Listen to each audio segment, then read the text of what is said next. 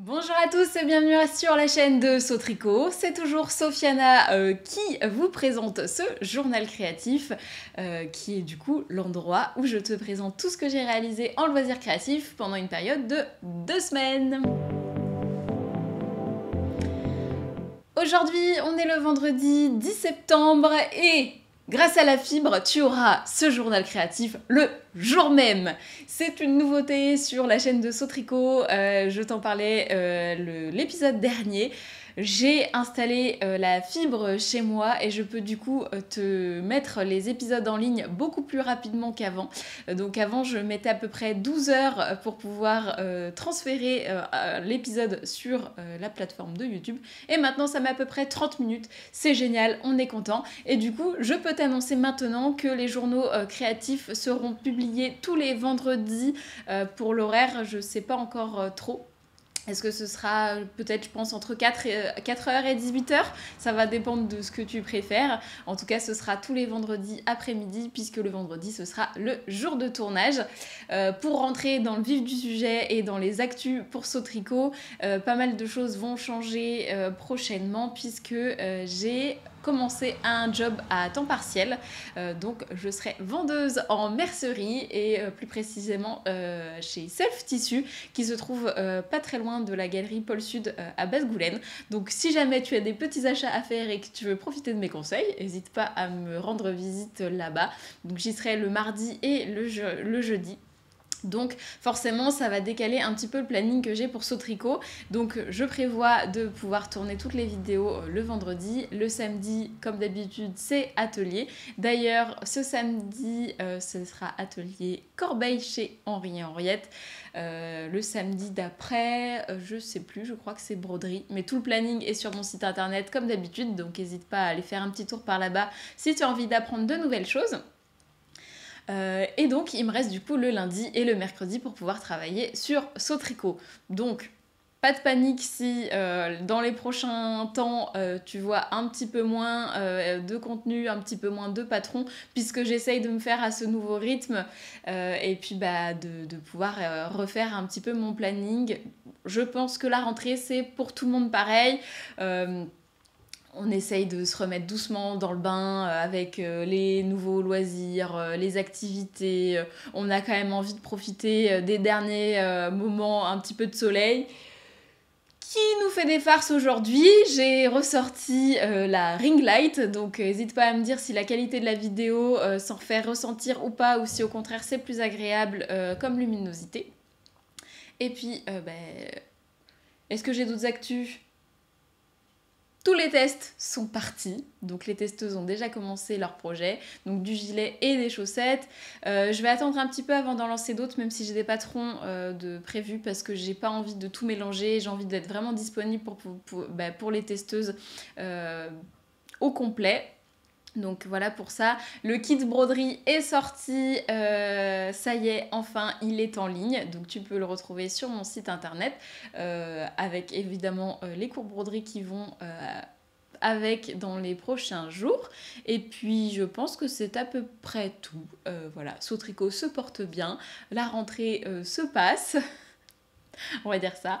Et c'est bien musclé, mais je suis contente de pouvoir retrouver du monde en atelier, de pouvoir réenseigner, parce que c'est vraiment ça qui me motive pour Sautricot. Évidemment, les patrons, c'est aussi une grosse partie de mon travail, mais c'est un travail qui est beaucoup plus solitaire, à part la phase de test que j'aime beaucoup. Mais du coup, voilà pour ça. On continue avec ce que je porte. Aujourd'hui, une seule pièce de faites-main sur moi que tu as vu très récemment et que tu vois très régulièrement. Donc c'est le top violette qui vient du livre Coudre le wax que j'ai dans mon tiroir de couture. Que je fasse pas tout tomber. Donc...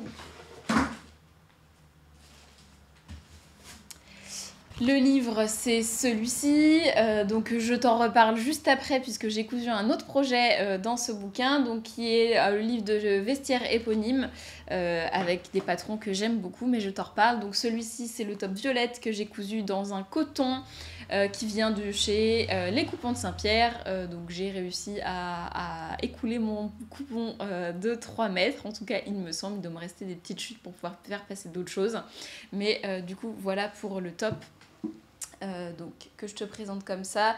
Donc c'est un top avec une encolure assez haute, assez dégagée, et dans le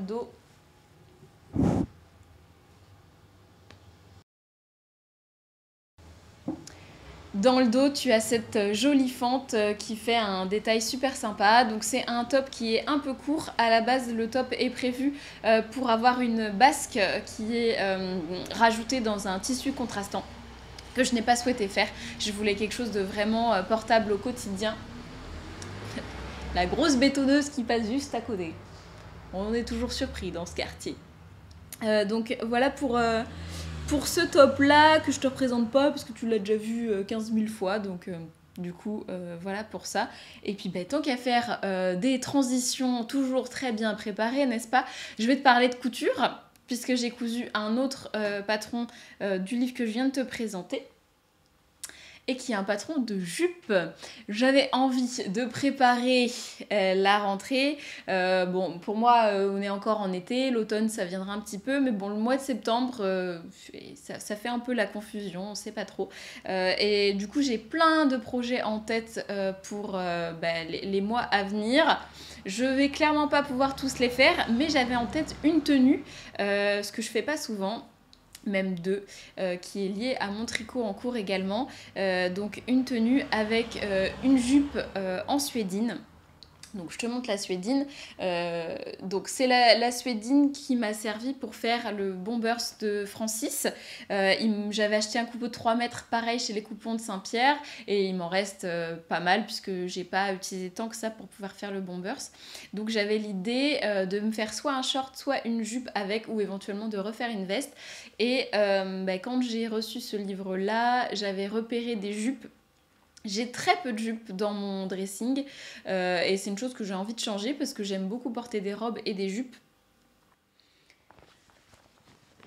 Donc c'est le modèle de jupe Caroline qui vient du livre, qui ressemble très fortement à son modèle l'Arbanaise, mais qui a des détails un petit peu différents. Donc pour te la montrer comme ça, c'est une jupe assez près du corps, avec une ceinture, une fermeture dans le dos et des pinces sur le dos et l'avant. Et le petit détail en plus de cette jupe, c'est du coup, alors que je la prenne dans le bon sens, c'est la fente que tu peux voir sur le côté qui vient au niveau de la cuisse.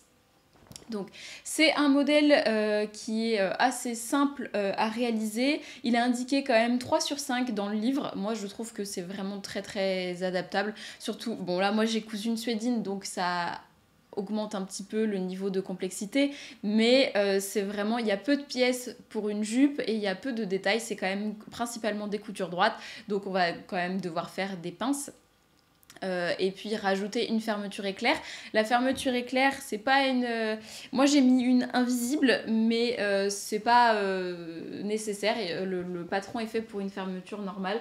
Alors la mienne, elle est pas totalement invisible, mais bon, ça fait bien le job sur la jupe. Voilà, donc très simple. Je l'ai coupé en taille 38, qui est du coup ma taille pour les bas dans ce livre. J'ai surtaillé un tout petit peu justement. Le 38 c'est pas exactement ma taille, mais comme je vous l'ai déjà dit, j'ai moi le ventre qui gonfle très souvent, et donc j'ai préféré être un petit peu à l'aise dans ma jupe, parce qu'en fait j'ai remarqué sur mes autres coutures que quand je faisais pile ma taille, forcément ça m'allait à un certain temps, et après je suis très inconfortable dedans. Donc là j'ai préféré faire une taille au-dessus. Alors il y a des fois ça m'ira bien, il y a d'autres fois où ça sera un tout petit peu grand, mais comme je rentre souvent mes hauts dans mes jupes, je pense que ça me permettra de pouvoir garder la jupe à la bonne taille. Donc pour les détails de cette jupe, j'ai rien surjeté parce que c'est de la suédine, c'était pas forcément nécessaire. J'ai quand même rajouté le wax dans la ceinture parce que je trouvais quand même que ça faisait un effet assez sympa. Et le détail que j'ai modifié, c'est que Alors c'est pas vraiment une modification, mais j'ai fait les ourlets avec des points invisibles à la main pour ne pas avoir de couture apparente sur le devant de ma jupe, parce que je trouve ça beaucoup plus esthétique sur une jupe en suédine ou en cuir de ne pas avoir de couture d'apparente. Donc voilà, donc ça prend un petit peu de temps, mais ça se fait une fois devant un petit podcast. Voilà, et tant qu'à faire des points à la main, j'ai aussi assemblé toute ma ceinture en points invisibles.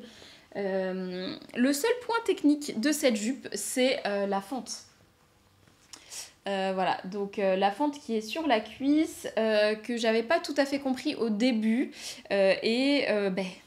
encore une fois, j'ai suivi les conseils de la créatrice, j'ai fait vraiment pas à pas, j'ai pas essayé de chercher à comprendre ce qu'elle essayait de me dire, j'ai simplement fait et je me suis rendu compte après que ça fonctionnait très bien. Donc en fait c'est très bien expliqué, il suffit de suivre ce qui est indiqué et on a une très jolie fente sur l'avant de la jupe qui a ce petit détail un petit peu sexy mais pas trop, que j'aime beaucoup.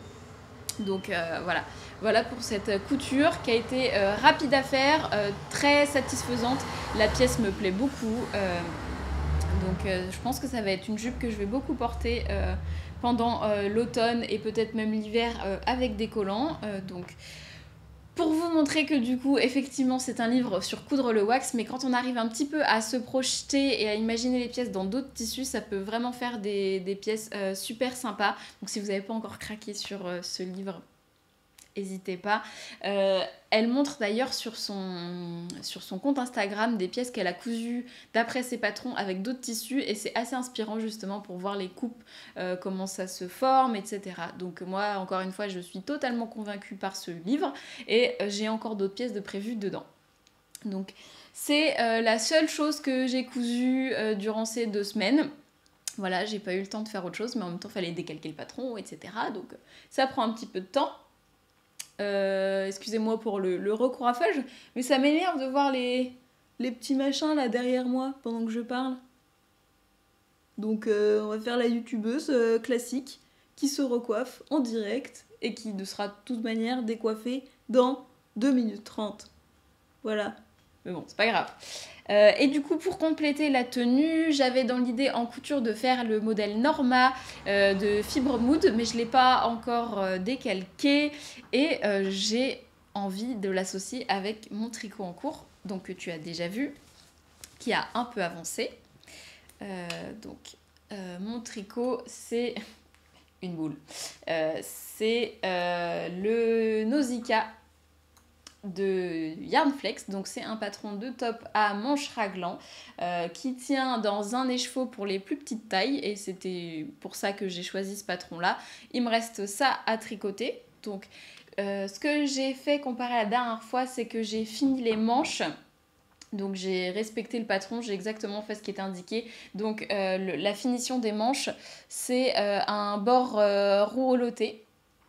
Voilà, donc avec une maille à l'envers pour délimiter le rouloté et puis le jersey qui vient s'enrouler sur lui-même. Donc j'ai respecté en fait le conseil de Audrey dans son patron qui indique de tricoter les manches avant de terminer le corps pour pouvoir l'allonger comme on le souhaite et puis ne pas être à court de laine. Donc voilà, je me suis motivée à faire les 2 petites manches et puis du coup maintenant... Donc là, j'ai fini la taille du corps. Je l'ai un peu rallongé comparé aux indications d'Audrey pour qu'il arrive à ma taille naturelle. Donc j'ai dû le rallonger de 2 ou 3 cm. Et donc là, j'ai commencé les côtes. Donc il y a le petit détail de jeté qui rappelle celui du col. Et après, on a 2 jeux de côtes à faire. Donc voilà. Il me reste vraiment pas grand-chose quand on voit le tout petit bout de laine. Mais j'ai pas pris le temps de reprendre mon tricot cette semaine. Donc voilà, donc rien de plus à ajouter, c'est toujours très agréable, la laine est toujours top. Et puis la prochaine fois, j'espère bien te le montrer terminé. Et oui, c'est triste du côté tricot chez Sous Tricot en ce moment, il n'y a pas grand chose, mais le point positif, c'est que du coup, c'était un projet que j'ai pu emmener à Bière-Hélène qui a repris et c'était super chouette de pouvoir retourner tricoter avec des copines, remanger une bonne galette. Donc voilà, c'était très très très agréable et si j'ai pas beaucoup tricoté, c'est parce que j'ai crocheté. Et donc je te montre tout ce qui est là. tac, je te montre l'original et les deux suivants. Donc cette semaine, c'était sous le signe du crochet pour moi. Alors la semaine dernière, comme Bière-Hélène reprenait et que j'ai des copines qui ont eu des bébés mais que je n'ai pas eu l'occasion de revoir, je m'étais dit que je ferais un cadeau de naissance express pour pouvoir l'offrir le mardi. Il s'avère que je n'ai pas vu la copine en question le mardi, donc il a attendu et il est encore avec moi, donc je peux te le présenter. Et je vois une autre copine demain. À l'occasion du coup de la vente privée pour les 2 ans de Le Bruit des Aiguilles, donc qui se tient chez Pelote et Bergamote toute la journée. J'ai très très hâte. Donc normalement, dans le prochain épisode, tu devrais avoir des achats de laine. C'est rare sur cette chaîne, mais je pense que là, je vais me faire plaisir et j'ai envie de soutenir aussi le travail d'Anna.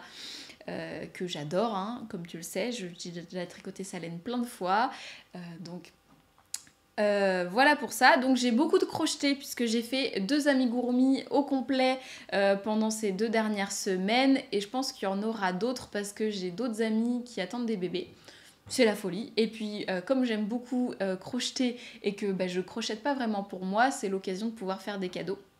Donc, je t'avais indiqué la dernière fois que je voulais refaire cette petite mignonnerie, donc qui est un patron de Straw Animals que j'ai crocheté. Donc là, c'est le lion, ça c'est le patron d'origine. Donc avec son petit pull, la crinière et la petite queue de lion. Donc ça c'est le patron de base que j'avais crocheté cette fois pour moi. Et j'ai utilisé le même patron, mais je l'ai décliné pour en faire d'autres animaux. Donc j'ai commencé par crocheter cet ours. Ça me fait rire parce que j'ai l'impression que tous mes crochets, à chaque fois, ils ont la petite tête qui penche là en mode chaboté de chez Shrek. Donc j'ai crocheté l'ours. Alors les modifications pour ce patron, pour passer du lion à l'ours. Alors déjà si tu vois en termes de taille ils sont différents. Donc l'ours je l'ai crocheté avec un crochet de 3. Toutes les laines que j'ai utilisées c'est exactement la même gamme. Donc c'est la Charisma de chez Drops. Donc juste en changeant de crochet on voit la différence de taille. Donc il est un petit peu plus dodu et il est un tout petit peu plus grand. Donc voilà, donc j'ai crocheté en 3 mm. Les modifications, donc pour le corps, rien de changé, les bras non plus. J'ai changé la queue, donc voilà, donc j'ai bidouillé moi-même, hein. En fait c'est un cercle magique avec des augmentations et je suis venue diminuer sur la fin pour pouvoir lui faire voilà, sa petite queue. Et ensuite pour le visage, je n'ai pas du tout changé les instructions de la tête. Je les ai juste rembourrées différemment. Et les oreilles, je les ai pas cousues au même endroit. Voilà, mais c'est les mêmes oreilles. J'ai juste simplement changé les emplacements. Et du coup, après, j'ai changé la broderie du nez. Et pour cette version-ci, j'ai posé des yeux de sécurité que ma maman m'a donné. Voilà, tu vois le visage d'un petit peu plus près.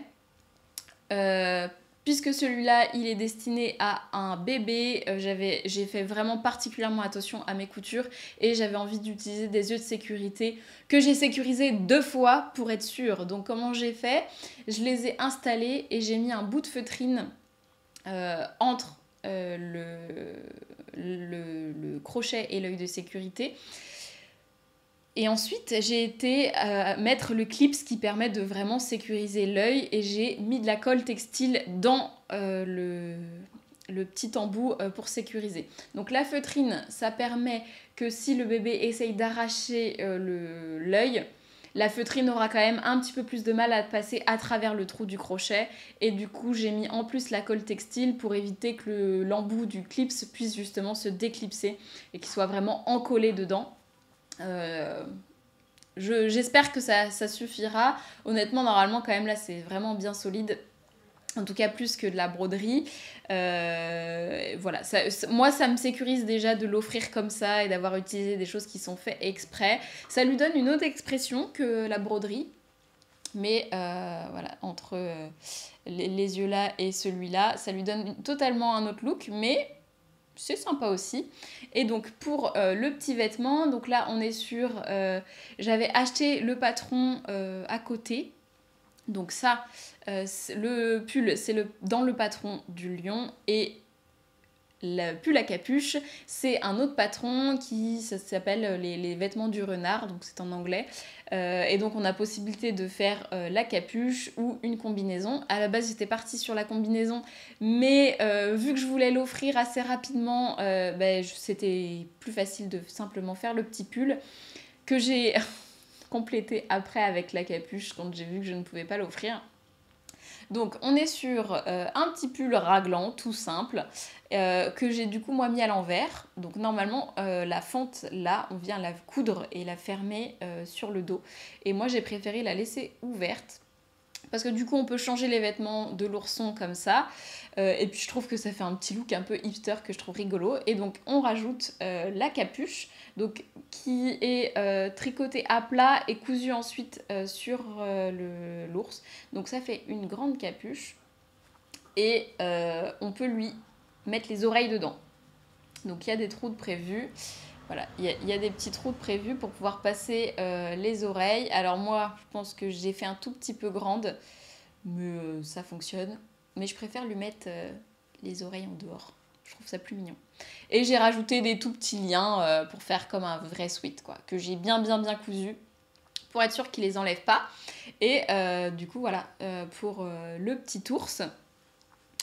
Et partie dans ma lancée, j'avais envie de faire une souris. Donc pour des amis avec qui on jouait, parce qu'ils ont déménagé, à un jeu de société avec des souris dedans. Et je trouvais que ça faisait un clin d'œil assez sympa de pouvoir leur faire la petite peluche en forme de souris. Donc que voici, donc comparé au patron d'origine, toujours le même patron. Donc la souris et le lion. Donc pour les tailles, donc là j'ai changé de couleur pour pouvoir faire les pattes. J'ai crocheté encore plus fin, donc là j'ai crocheté en 2 mm, ici c'est 2,5. Donc j'ai crocheté en 2 mm jusqu'à peu près au niveau du corps et après je suis passée en 2,5. Donc ce qui lui donne ce côté avec les hanches très dodues et après elle est très mince. Je l'ai rembourré aussi différemment pour pouvoir lui donner un look. Les bras sont les mêmes, à l'exception que du coup j'ai changé de couleur pour pouvoir faire les mains. J'ai changé la queue. Donc celle-ci est plus longue et celle-ci a moins de mailles et j'ai fait en sorte de rentrer mes fils pour qu'elle soit un petit peu tordue. Alors honnêtement c'est super relou à faire ce genre de petits détails parce que quand on a que 3 mailles dans un cercle magique à crocheter c'est très long. Mais bon ça rend plutôt bien. Donc je suis contente de moi. Et ensuite pour le visage, toujours le même patron mais encore une fois vous voyez rembourré différemment.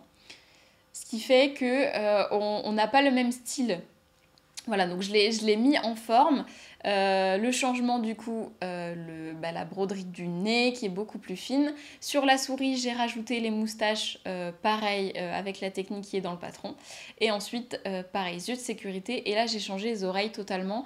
C'est simplement des cercles qui sont crochetés, donc cercles magiques avec des augmentations réparties. J'ai fait les roses, puis les blancs, et j'ai cousu les roses sur les blancs pour qu'à l'arrière, ça ne se voit pas. Voilà. Et après, je suis venue les assembler sur ma souris. Et du coup, là, les yeux de sécurité, c'est des yeux encore plus petits. Alors, est-ce qu'il va vouloir faire le point sur ma souris? Voilà. Donc vous voyez bien la petite tête de la souris. Donc là les yeux sont encore plus petits et j'ai pas fait de broderie autour parce que j'avais vraiment envie de la laisser le plus simple possible. Donc un même patron et 3 peluches totalement différentes qui vont super bien ensemble d'ailleurs. Donc vous voyez, on peut facilement adapter un patron qui nous plaît et avec lesquels on est à l'aise. Donc pour avoir une base facile à travailler et avec lesquels on vient customiser. Changer les oreilles, c'est quand même assez simple et on peut facilement customiser le visage en changeant la taille des yeux, la forme, les endroits où c'est brodé, etc.